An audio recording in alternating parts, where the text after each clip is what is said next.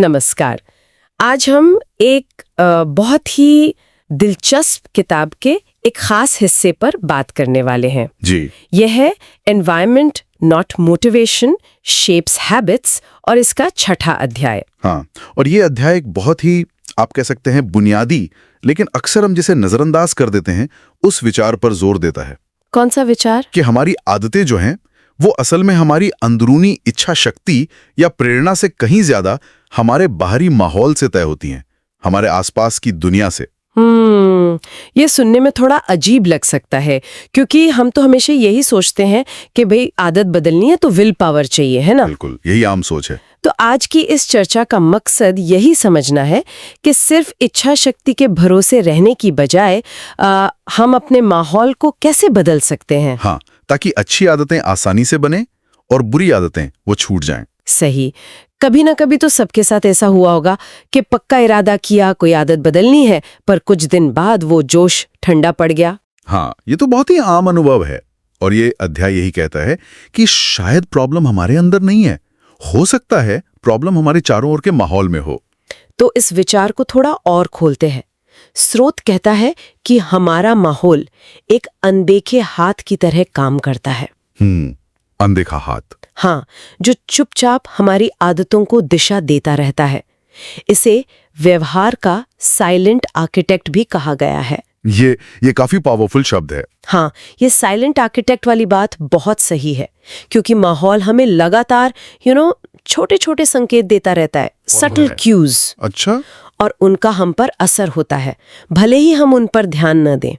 वो हमारे लिए अनजाने में ही चुनाव कर लेता है। स्रोत में एक बहुत सीधा साधा उदाहरण भी दिया है। जैसे मान लीजिए किचन काउंटर पर बिस्किट का डिब्बा रखा है। हाँ। तो क्या होता है, शायद बिना सोचे समझे ही हाथ उधर चला जाता है ना, भले ही भूख न हो। बिल्कुल, लेकिन अगर उसकी जगह फलों की टोकरी रखी हो तो शायद फल उठा लेंगे। हाँ, और यही बात है। ये इसलिए मायने रखता है क्योंकि माहौल लगातार ये तय कर रहा है कि कौन सा काम करना आसान है और कौन सा मुश्किल। अच्छा। स्रोत इसे कहता है कम से कम प्रतिरोध का रास्ता, पाथ ऑफ लीस्ट रेजिस्टेंस। जो चीज सामने है, आसान है, हम उसे करने की ज्यादा संभावना रखते हैं। मतलब माहौल हमें बिना पता लगे ही एक तरह से धकेलता रहता है किसी खास दिशा में। ये थोड़ा चौंकाने वाला भी है कि हम कितने बाहरी प्रभाव में हैं। बिल्कुल, और अक्सर हम इस बाहरी ताकत को बहुत कम आंकते हैं, है ना? जब हम कोई आदत बदल नहीं पाते तो हम क्या सोचते हैं कि हमारी इच्छा शक्ति कमजोर है। हाँ, खुद को दोष देते हैं। जबकि असली वजह शायद माहौल है जो हमारे खिलाफ काम कर रहा है। तो यहीं पर वो प्रेरणा यानी मोटिवेशन का सवाल आता है। आम धारणा तो यही है कि आदत बदलने के लिए बस ज्यादा मोटिवेशन चाहिए। हाँ, बस जोश भर लो। लेकिन ये अध्याय इस पर सवाल उठाता है। स्रोत कहता है कि प्रेरणा भरोसे लायक नहीं है। ऐसा क्यों? देखिए, प्रेरणा एक लहर की तरह है, कभी ऊपर कभी नीचे, है ना? ये हमारे मूड पर, हमारी एनर्जी पर, दिन भर में क्या हुआ, इन सब चीजों से घटती बढ़ती रहती है। हाँ, ये तो है। तो ये बहुत अस्थिर है, अनरिलायबल। जैसे कोई सोमवार को जिम जाने के लिए बहुत मोटिवेटेड फील कर सकता है ना? हाँ, नया हफ्ता, नया जोश। हाँ, लेकिन मान लीजिए फ्राइडे शाम है, बहुत काम किया है, थके हुए हैं, तो वही मोटिवेशन गायब हो सकता है। बिल्कुल। तो जो आदतें सिर्फ प्रेरणा के दम पर टिकी हैं, वो तो फिर बहुत नाजुक हुई, बहुत फ्रेजाइल। तो फिर क्या टिकता है? एक ध्यान देने वाली बात यह है कि प्रेरणा पर आधारित जो सिस्टम्स होते हैं वो लंबे समय तक चलते नहीं। क्यों? क्योंकि प्रेरणा रोज बदलती है, ये टिकाऊ नहीं है। इसीलिए स्रोत कहता है कि हमें एक ऐसा सिस्टम बनाने पर फोकस करना चाहिए, या ऐसा माहौल बनाने पर जो हमारे मूड या प्रेरणा के लेवल पर डिपेंड ना करे।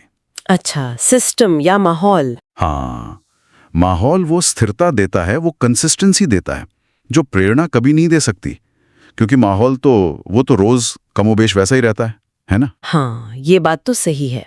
मतलब स्थायी आदतें बनाने का राज प्रेरणा ढूंढना नहीं है, बल्कि अपने माहौल को अपने पक्ष में करना है। एकदम सही।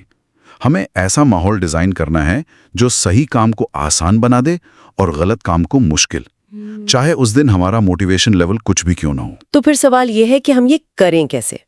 अपने माहौल को सफलता के लिए डिजाइन करने का तरीका क्या है? स्रोत कहता है अच्छी आदतों को स्पष्ट और आकर्षक बनाओ। यहां से बात थोड़ी प्रैक्टिकल हो जाती है। हाँ, बिल्कुल। इसका सीधा सा मतलब है कि जिन अच्छी आदतों को हम अपनाना चाहते हैं उनके लिए हमें अपने माहौल में साफ और दिखने वाले संकेत बनाने होंगे, क्यूज। जैसे ऐसे संकेत जिन्हें नजरअंदाज करना मुश्किल हो जाए, जो हमें याद दिलाएं। स्रोत में कुछ अच्छे उदाहरण हैं। जैसे अगर किसी को गिटार बजाना सीखना है तो गिटार अलमारी में बंद न रखे। हाँ, उसे बाहर रखे, कमरे के बीच में स्टैंड पर, रोज नजर पड़ेगी। या जैसे हर सुबह दौड़ना चाहते हैं तो रात को ही जूते दरवाजे के पास रख दें। बिल्कुल, ये जो दिखने वाले संकेत है ना, विजुअल क्यूज, ये एक बहुत शक्तिशाली रिमाइंडर का काम करते हैं। जब कोई चीज लगातार नजर के सामने रहती है तो उसके बारे में सोचना और उस पर अमल करना ज्यादा स्वाभाविक हो जाता है। ये उस आदत को शुरू करने की जो पहली रुकावट होती ना, उसे हटा देता है। तो पहला कदम हुआ स्पष्ट बनाना, विजिबल। पर सिर्फ स्पष्ट बनाना काफी है? स्रोत कहता है आसान बनाना भी जरूरी है। हाँ, ये दूसरा अहम पहलू है। यहाँ पर घर्षण यानी फ्रिक्शन का विचार आता है। ये घर्षण क्या है? देखिए, घर्षण का मतलब है वो सारी रुकावटें या मेहनत या स्टेप्स जो किसी आदत को पूरा करने के बीच आते हैं। ओके। अच्छी आदतों के लिए हमें इस घर्षण को कम से कम करना होता है। मतलब अच्छी आदत को करने में जो मेहनत लगती है उसे घटाना होता है। अच्छा, जैसे सुबह जिम जाने वाला उदाहरण था। हाँ, अगर रात को ही जिम के कपड़े निकाल कर रख लिए, पानी की बोतल भर ली, बैग पैक कर लिया, तो सुबह उठकर तैयार होने में कम जोर लगेगा, है ना, कम सोचना पड़ेगा। आपने वो फ्रिक्शन, वो घर्षण कम कर दिया। हाँ, सही है। या मान लीजिए कोई रोजाना हेल्दी नाश्ता करना चाहता है, तो पहले से ही ओट्स या फल काट कर फ्रिज में रख सकता है। सुबह उठकर बनाने का झंझट कम। समझ गई। तो अगर हम इसे बड़ी तस्वीर में देखें तो ये समझना जरूरी है कि कोई आदत जितनी आसान होती है उसे अपनाने की संभावना उतनी बढ़ जाती है। हम सब स्वाभाविक रूप से आसान रास्ता चुनते हैं। हाँ, ये तो इंसानी फितरत है। इसे आलस कह लें या ऊर्जा बचाना कह लें, पर यह हमारी फितरत है और हम इस फितरत का इस्तेमाल अच्छी आदतों के लिए कर सकते हैं, उन्हें आसान बनाकर। तो अच्छी आदतों का रास्ता आसान बनाना है, पर बुरी आदतों का क्या? क्या उनके लिए रास्ता मुश्किल बनाना होगा? बिल्कुल, ये उसी सिक्के का दूसरा पहलू है। बिल्कुल, जैसे अच्छी आदतों को आसान बनाते हैं वैसे ही बुरी आदतों को मुश्किल बनाना होता है। और उसका पहला कदम क्या है? पहला कदम है उन्हें अदृश्य या पहुंच से बाहर करना, इनविजिबल और आउट ऑफ रीच। स्रोत यहाँ भी उदाहरण देता है। जैसे अगर काम करते वक्त बार बार फोन देखने की आदत है, जो आजकल बहुत कॉमन है, बहुत कॉमन, तो फोन को दूसरे कमरे में रख देना। बिल्कुल, out of sight out of mind वाली बात। या अगर देर रात स्नैक्स खाने की आदत है तो रसोई से जंक फूड हटा ही देना। अगर कोई चीज नजर नहीं आएगी या हाथ नहीं लगेगी तो उसे करने की इच्छा भी अपने आप कमजोर पड़ जाएगी। सही। अदृश्य बनाने का मतलब है उन संकेत को हटाना जो बुरी आदत को उकसाते हैं, ट्रिगर करते हैं। टीवी ज्यादा देखते हैं तो शायद रिमोट को कहीं छुपा कर रखना एक तरीका हो सकता है। हाँ, या मुश्किल जगह पे रखना। और सिर्फ छिपाना ही नहीं, उनके लिए घर्षण बढ़ाना भी जरूरी है। जैसे अच्छी आदतों के लिए कम किया था, बिल्कुल, बुरी आदतों के लिए हमें जानबूझकर रुकावटें खड़ी करनी होती है। फ्रिक्शन बढ़ाना होता है। उन्हें करने के लिए कुछ एक्स्ट्रा स्टेप्स जोड़ने होते हैं। जैसे सोशल मीडिया का उदाहरण ले। अगर ऐप्स को होम स्क्रीन से हटाकर किसी फोल्डर के अंदर कई स्क्रीन दूर रख दिया जाए, तो उन्हें खोलने के लिए ज्यादा मेहनत लगेगी, उंगलियों को ज्यादा काम करना पड़ेगा। तुम सही कहा। या हर बार इस्तेमाल के बाद लॉग आउट करने की आदत डाल लें तो अगली बार फिर से लॉग इन करना पड़ेगा। ये भी एक छोटा सा घर्षण है, एक रुकावट है। ये दिलचस्प है। टीवी वाला उदाहरण और क्या था? स्रोत में टीवी वाला उदाहरण और मजेदार है। अगर टीवी देखना वाकई कम करना है तो हर बार देखने के बाद रिमोट से बैटरी निकालकर अलग रख दें। क्या बात है। हाँ, तो अगली बार टीवी चलाने से पहले बैटरी ढूंढनी पड़ेगी, लगानी पड़ेगी। ये छोटी सी रुकावट है, पर ये उस आदत के ऑटो पायलट मोड को तोड़ देती है। और यहाँ एक अहम सवाल उठता है कि क्या ये छोटे छोटे अवरोध वाकई काम करते हैं? हाँ, क्या इनसे फर्क पड़ता है? स्रोत का तर्क है कि हाँ, बिल्कुल पड़ता है, क्योंकि ये हमें एक पल के लिए रोककर सोचने पर मजबूर करते हैं, क्या मुझे ये वाकई अभी करना है? Is it worth the effort? तो ये जानबूझकर अपने रास्ते में छोटे छोटे स्पीड ब्रेकर लगाने जैसा है। हाँ, बिल्कुल, ताकि बुरी आदत की तरफ जाने की रफ्तार धीमी हो जाए।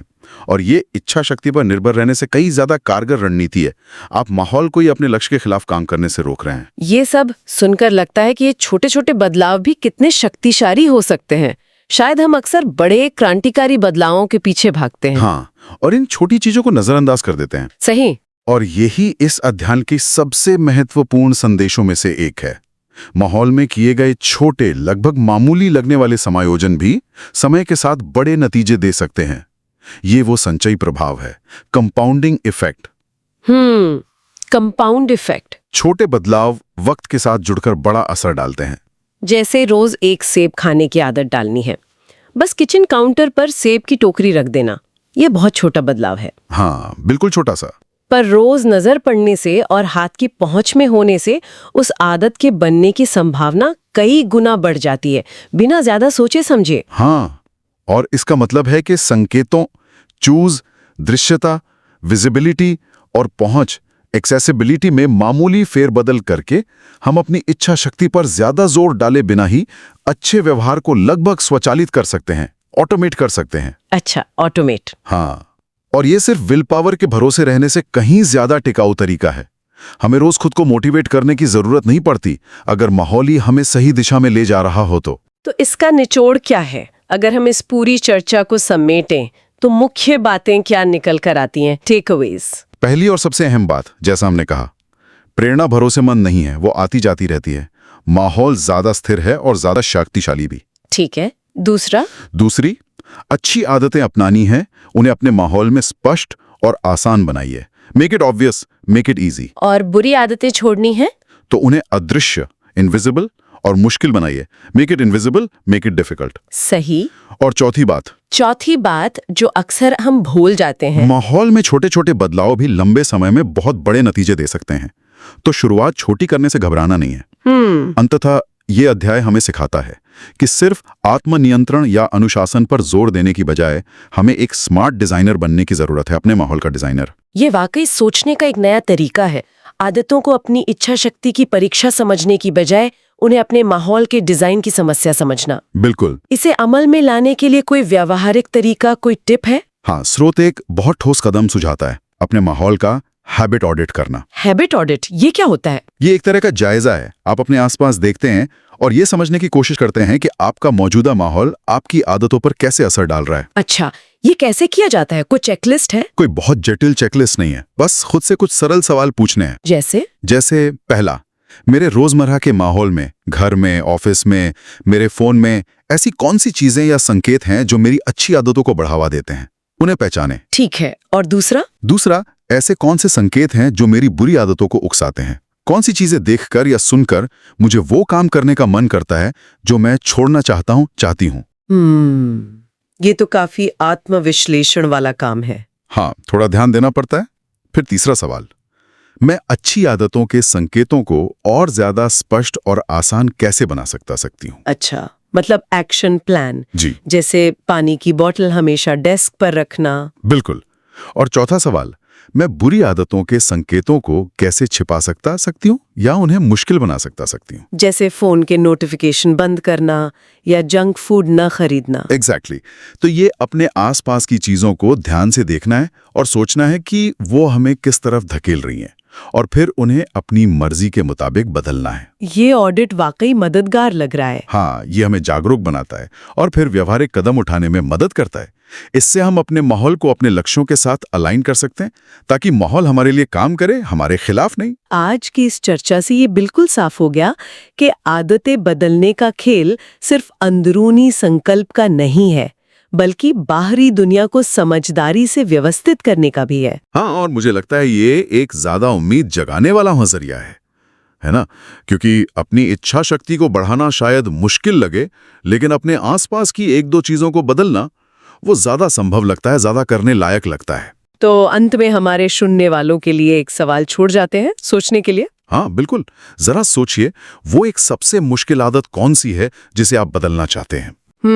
उस आदत के संदर्भ में आज आप अपने माहौल में सिर्फ एक छोटा सा बदलाव क्या कर सकते हैं? बस एक चीज, एक छोटा सा बदलाव। हाँ, जो उस बुरी आदत को थोड़ा सा मुश्किल बना दे या किसी अच्छी आदत को थोड़ा सा आसान बना दे। आज क्या कर सकते हैं? इस गहन चर्चा में हमारे साथ रहने के लिए धन्यवाद।